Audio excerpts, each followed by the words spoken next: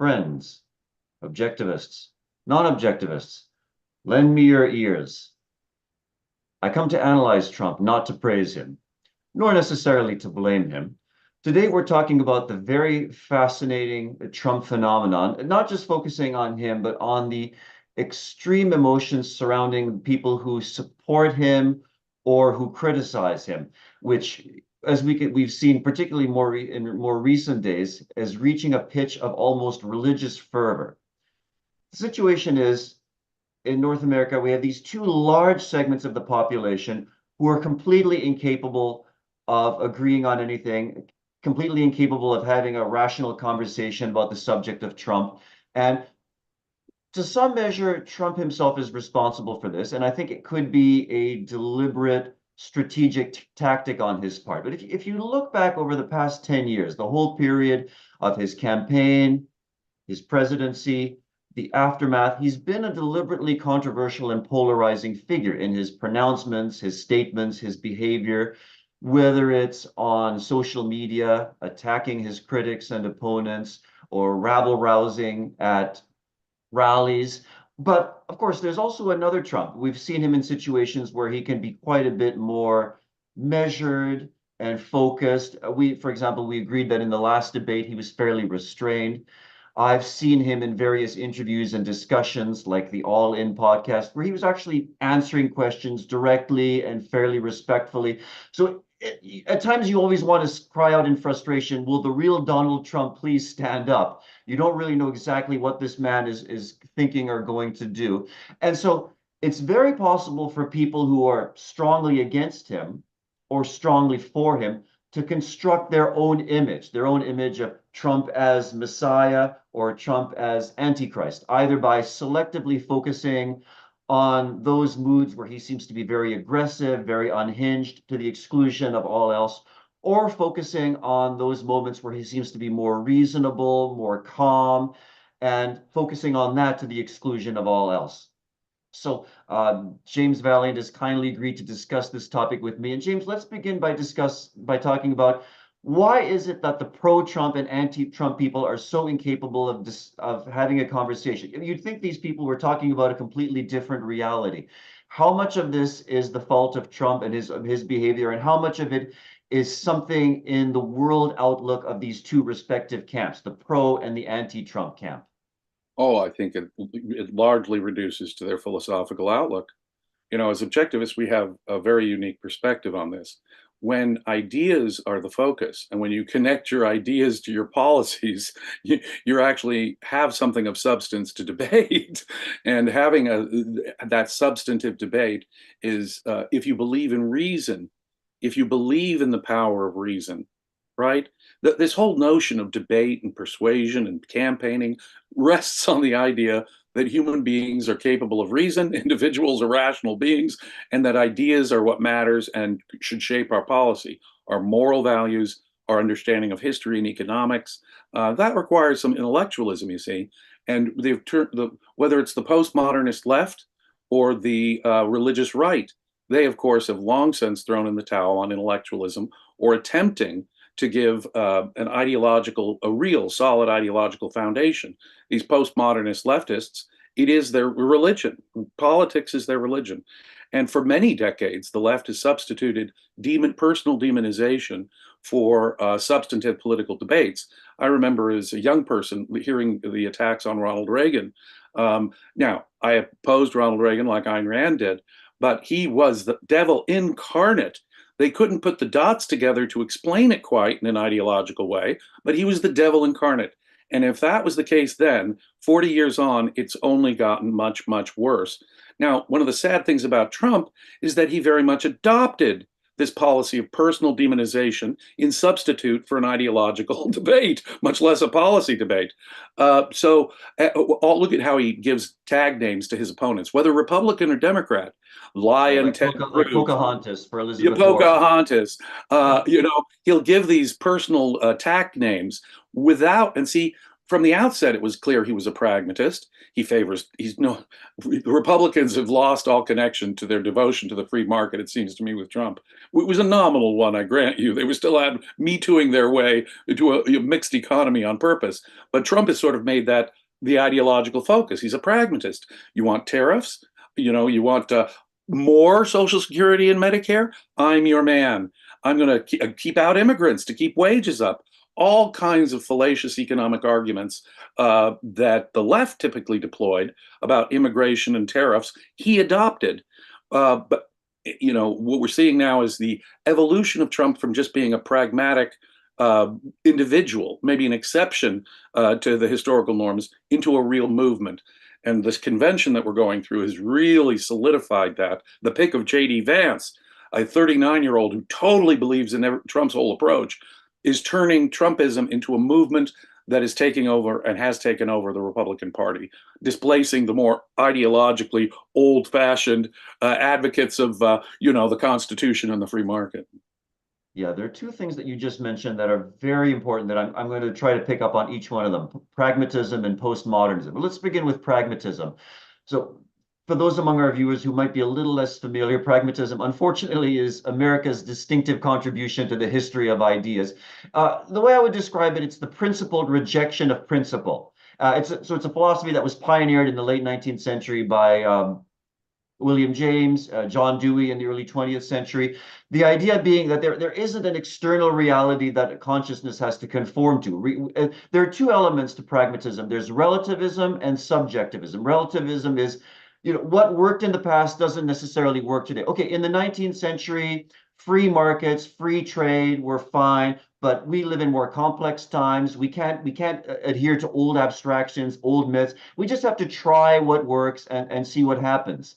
And then the subjectivist aspect is that we as a society determine what is true and what is good. Never mind facts, never mind anything outside. If we decide that tariffs are a good thing for protecting business, then that's reality. If we decide, as Joe Biden would say, that taxing the rich and spending our way to prosperity is good, then reality has to conform to what we as a society decide. Now, it's become a kind of an objectivist reflex to brand Trump as a pragmatist. I would question, though, how insightful this is, because today, almost everybody is a pragmatist. I don't just mean politicians. Joe Biden, obviously, very much a pragmatist as well. But even among the public, hardly anybody thinks long range. Hardly anybody thinks in terms of principles. So is there something about Trump's pragmatism that's distinctive? Or does that just mean that Trump is pretty much like everybody else on the political landscape? Well, the thing about pragmatism is that, like postmodernism, it boils down to personal subjectivism, sort of a collective subjectivism. So when a pragmatist says, you said it beautifully, a pragmatist is someone who believes that principles are out on principle. They're opposed to principle on principle. And because every situation is unique, we have to go by the seat of our pants. We can't be wedded to rigid ideologies of the past. But then we have to do what works. Well, you ask yourself, well, if I don't have any values or principles, how do I know what works? So what works is what most people are emotionally comfortable with. And so there's a powerful connection between that and postmodernism. Of course, it's postmodernism will say it's our collective attitudes about this world of oppression that we're living in. And all you have to, it's your reality versus her reality versus his reality, because they all come from these intersectional groups. And it's polylogism, in effect, multiplied to a tremendous extent. They're both, in effect, saying truth comes down to collective emotions. And that doesn't mean it's not an ideology. I think Trump does have the workings of a kind of ideology here. He's not wedded to the free market on purpose. On purpose. He wants to do what he thinks will work, and what works is going to be determined by people's level of emotional comfort. And so he can make these exaggerated hyperbolic statements that Trump is famous for are actually connected to his principled emotionalism, if you will. And it's a nationalism, the thing that connects the dots. for what might be a rudimentary ideology is exactly that. It's a nationalism. It's America first, as he puts it. Now, I am an egoist, and I think that countries should put their own nation's interests first. But he sees America's interests as being in conflict, even with other free nations, with whom he'll put up tariffs, make threats, and so forth. So therefore, what we're looking at here is it's not much of an ideology, but with naming J.D. Vance as his running mate, a 39-year-old young guy who believes in everything Trump does, and who is more philosophical, I mean, Tucker Carlson was right there next to J.D. Vance at the Republican convention the other night. He's there. I mean, Carlson is very, if you want to know in a nutshell, I've also provided a link to a Wall Street Journal article. I hope Daniel puts it in the notes about the end of neoliberalism in the Republican Party in particular. It is a new kind of populism that is pragmatic, but most definitely associated with a defense of the mixed economy in a pragmatic way. I mean, J.D. Vance wants to go after big tech through the FTC or through antitrust laws. He's a big advocate of tariffs. He thinks economists are all screwed up on that. He wants a big minimum wage. He thinks that immigration is actually bad for the economy and drives down wages. Think about all the economic fallacies that implies, but he buys into them. He buys into all of them. So he's fierce on immigration. He's fierce. And yet, on the other hand, he's also socially conservative. Family first, family, family, family. He said parents should have more say in our democratic society than non-parents. Before Trump got his hands on him and he moderated his position on abortion, he didn't even believe in an exception for rape and incest for abortion, hardcore. So in many ways, he's the worst of both worlds. And they are piecing together, I think, yes, it's grounded in pragmatism and social relativism, but I think they are putting together, for a pragmatist, an integrated ideology. Let me put it that way. Yeah, and I want to pick up on something that you mentioned. You mentioned emotionalism as a connecting link between pragmatism and postmodernism. I believe it was actually William James who said that the purpose of philosophy is to satisfy our desires. Wasn't that William James who said that? So in the case of the left, if they desire that's taxing and spending and making the rich pay their fair share, that's going to fix economic problems, as long as they desire that. And never mind economic theory, never mind history. Those are just abstractions. Those are just empty principles that mean nothing. But now, getting to the point of postmodernism, one of the distinguishing characteristics of the postmodern left, or the woke left, is the use of language as a weapon against opponents. The use of language, and they freely redefine terms. They make arbitrary statements. So, for example, if a postmodernist wants to smear someone as a sexist or a racist or a transphobe, they don't have to present any facts. They don't have to present any evidence. All they have to do is make the accusation. They can say, well, if you're not in favor of affirmative action, you're a racist. If you're not in favor of men competing in women's sports, you're a transphobe. So they use language as a weapon to smear people and to injure people in that way. What's significant about Trump, I think this is part of the reason for Trump's widespread popularity, is that he's used the postmodernist rhetoric and tactics against them, against the far left. So, for example, he's openly attacking this whole idea of political correctness. He's violating taboos left, right, and center in terms of the kind of statements that he makes. And you can see why many of his supporters would cheer him on in this, because he's using language as a tool to defend a particular demographic which has been vilified and marginalized by academic elites, namely working class white Americans. And so when these people support Trump no matter what, I mean, he's become their avenging angel against the extreme left, hasn't he? Yes, he's become, let's look at one side of it. Trump, the Messiah. He's become a folk hero because he is sticking it to the man. He's sticking it to the deep state. He's sticking it to those elites, those university educated elites. There's an anti-intellectualism to it. That really, gosh, he's the one sticking it to him. He's the one who gets them mad. In fact, the more outrageous Trump's statements, the better they like him. Trump has said enough things that make it clear to me that he is a danger. He said in the wake of his loss 4 years ago that we could suspend the Constitution. He tried to get his vice president and his attorney general to play shenanigans after the Electoral College had already voted when he should have conceded the election. That does show to me, in fact, that he leans authoritarian. On the other hand, the left has smeared and distorted what he has actually said. They said what he, at Charlottesville, for example, that's what Biden says motivated his whole campaign. Trump came out and said there were fine people on both sides, including neo-Nazis. That is not what Trump said.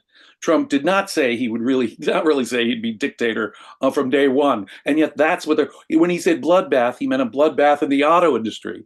And so Biden, gets pinned the other day by Lester Holt. Well, you put Trump in the crosshairs. Well, that was just a metaphor. No, they'll take these, like you say, the use of language is distortive. They'll jump on anything like that, completely distort Trump's statements when he's, maybe not thinking clearly, but did not mean what they said, and ignoring the actual things Trump said that are of grave concern. And they've turned him, in effect, into a divine folk hero. And here Saturday comes into play.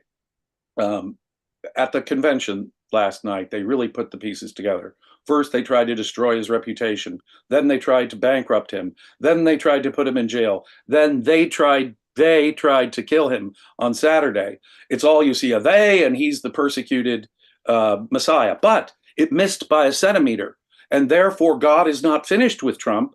God has a divine plan for Trump and for America. America's manifest destiny is obviously demonstrated through Trump's miraculous survival of this. Again, don't get me wrong. I think it's a mistake for people to dismiss.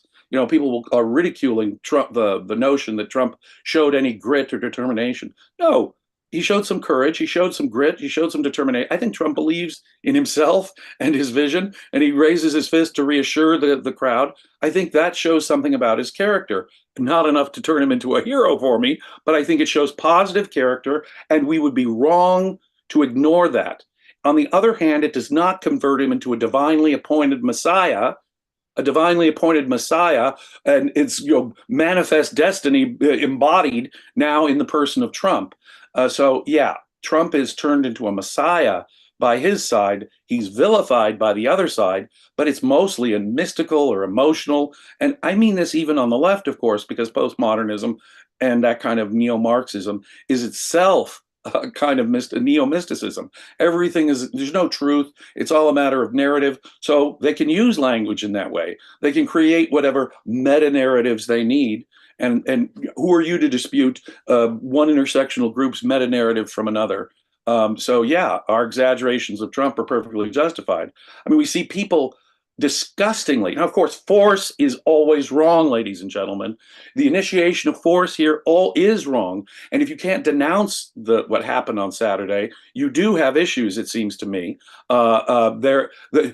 Look, even if people called Trump dictator from day one and Hitler himself, that would not justify shooting Trump.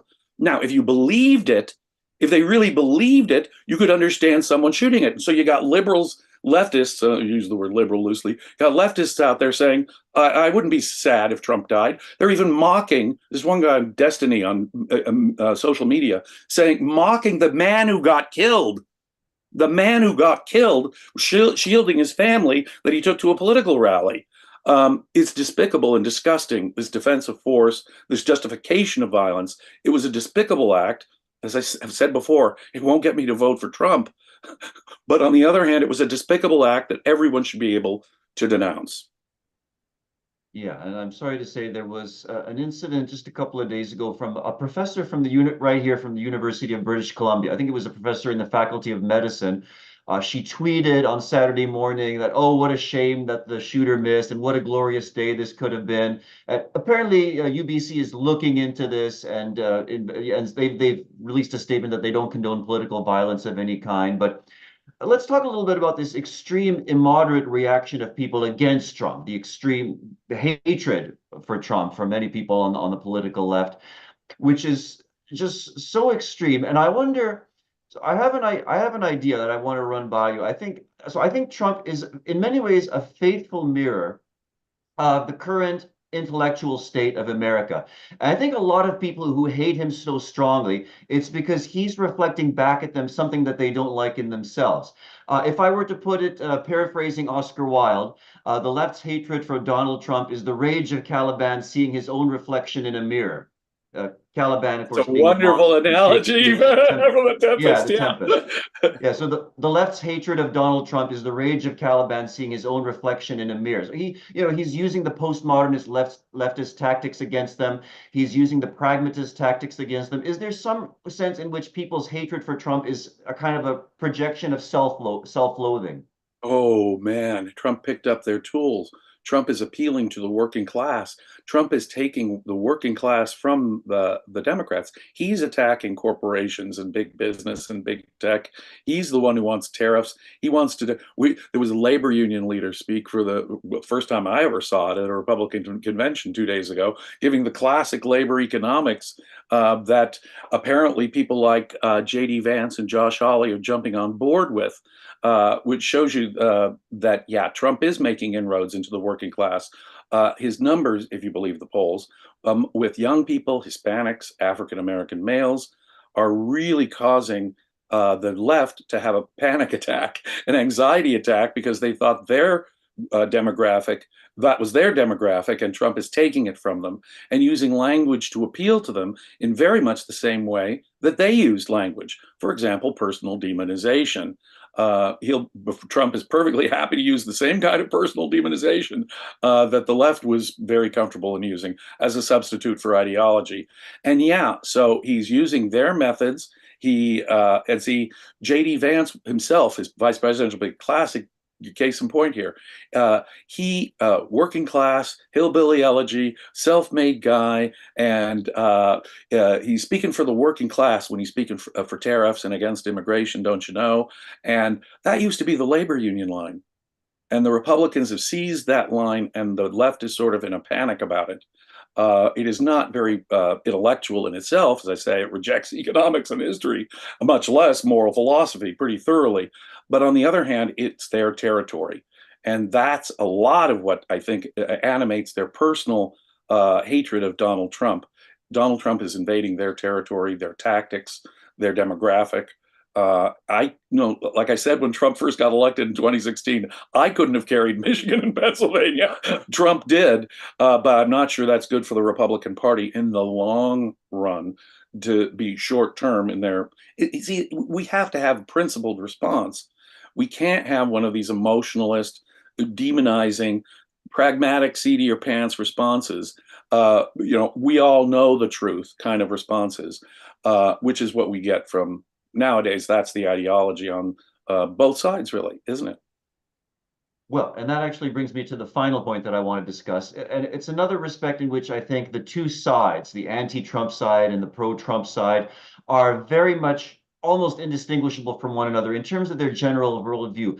And that's the general attitude to politics, this very paternalistic idea that we're all just children of the state. It's a kind of a abdication of personal responsibility, that the only thing you need to do as a citizen is to vote for the right candidate, make sure that your tribe's candidate gets into office. But there's no responsibility for us that we have to think the right way, that we have to behave the right way. If we lived in a rational society, the state would be limited to protecting our rights, protecting us from criminals, protecting us from foreign invaders. They would have no interference in the economy, education, the medical profession, whatever. And in which case, the president's role would be very narrowly circumscribed and delimited. It's only because we live in this kind of mixed economy where the president is a kind of God emperor that people see the outcome of an election as having possibly existential consequences, dire existential consequences. It's always all my life at both sides, we're told that every single 4 years, this is the most important election in human history, and the world hinges on it. And somehow, whoever gets elected, things usually get much worse, but we still hobble along. So you see, that's the whole thing. I mean, yes, Trump has authoritarian tendencies. Trump is not wedded to and look at this ideology I'm talking about. These people really think the founding fathers of America, while they cite them, got something fundamentally wrong. about individual liberty and the role of the state. They believe that there should be a more activist state, just like the left is. Believers in a more activist state. So we shouldn't be wedded to the ideas of the framers. You'll hear the same thing from Vance and his friends. So absolutely correct. I have to say there's a sort of fascist convergence going on. Now, I don't think that justifies the ridiculous hyperbole that Trump will be a dictator on day one. This will be the last election in American history. I think they're enough of a they're pragmatic enough to know that they couldn't get away with that in America today, even if that were their intent. And I don't think Trump has stated that as his intent. On the other hand, even if, like I say, if someone came out and said Trump's a Nazi, that wouldn't justify this kid in shooting anyone. On the other hand, it is this emotionalist atmosphere, this unreasoning atmosphere, this tribalist atmosphere on both sides that increases, I think, the chances of violence. It creates a world in which people think only violence is an alternative, the only way out of the situation. Consider how a lot of leftists must have thought after Biden's disastrous debate performance. My God, what do we do? Trump, it looks like Trump's going to be president. We've got to do something about it.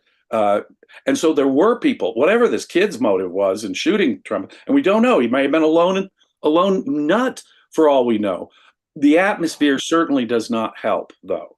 The atmosphere of unreason, tribalism, we're on the desperate edge of dictatorship. That level of discussion on both sides, which is what America will be destroyed. Immigration is polluting America. Yes, this will be. Trump did suggest that if immigrants are allowed to come in freely, that'll be the end of America as we know it.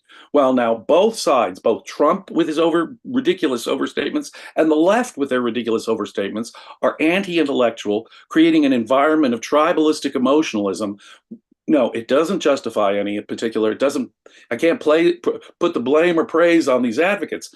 I'm a critic of both sides, right? I hope I'm not contributing to an atmosphere where people think only violence is the solution. But no, it isn't. We haven't reached a point where we should go out and do a civil war. But look, if you believe that on the left, if you believed Trump to be Adolf Hitler and would be dictator from day one, then why are you expressing sympathy now? Shouldn't you be happy that he was dead? I mean, if it was Adolf Hitler, I'd be happy he was dead. If they really believed it's Adolf Hitler, saying, yeah, good, shoot him, that would make sense. But of course, they know that they had completely overstated it. They know we're not at that point. They know that none of that justifies political violence at this point. So now they're having to, the Democrats have painted themselves into a very, very bad corner, it seems to me, with all of this. So yeah, they will have political problems. But, on the right, you know what they're going to be thinking? Joe Biden is in charge of the Secret Service. Look at the huge security lapses that happened on Saturday. And, well, yeah, and look at the post-debate world for the Democrats. Obviously, there is completely arbitrary to think Biden wanted this to happen. There's no such evidence, but I can hear the conspiracy. I've heard already the nascent conspiracy theories on social media. Biden was going to take Trump out. Now, we don't have any evidence of that, but I hope that Biden responds with a fully transparent investigation as to the security lapses that did happen. That you see, people are so emotional, they'll jump to some wild conspiracy theory. Biden was trying to take him out. The deep state was trying to take Trump out. And there, but for the grace of God, God was on his side. And on the other side, they're saying, well, it's Trump who did it to himself. Trump demonized his enemies. Trump used hyperbolic language. Trump said he wanted to be a dictator. So Trump did it to himself. I think both arguments are morally absurd. Let me put it that way. Yeah, well, let's hope cooler heads prevail. And all we can say is thank goodness for the founding fathers and their foresight in coming up with the idea of the separation of powers. That's the only thing that's still saving the country. I see we only have a minute left, so let's just quickly check in with our producer, Daniel. Do we have any super chats or comments from our viewers?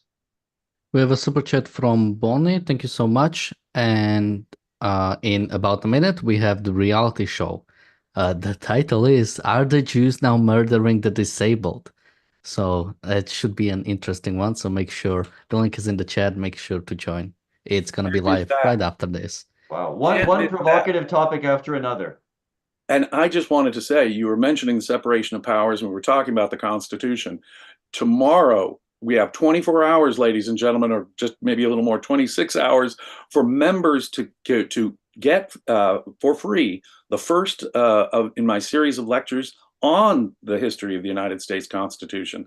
The first was really good, but from now on, the lectures and the discussions will only be available to people at the Midas Mulligan or Reardon Medal level of subscriber. You can catch that first lecture. We're going to have lecture 2 tomorrow, but you can catch that first lecture only for the next, say, 24 to 28 hours. And after that, it'll be members at the higher level only. But it'll be available for members for the next 24 hours plus. But get on it. Excellent. Well, thank you for that, James, and thank you very much for this discussion today. Thank you to you, our viewers, for joining us. Remember, keep calm, get all the facts, pay attention, listen to what the other side has to say, consider everything as objectively as you can. Don't be an emotionalist. There's too much of that going on. Thank you very much, and we'll see you all next time. Be safe.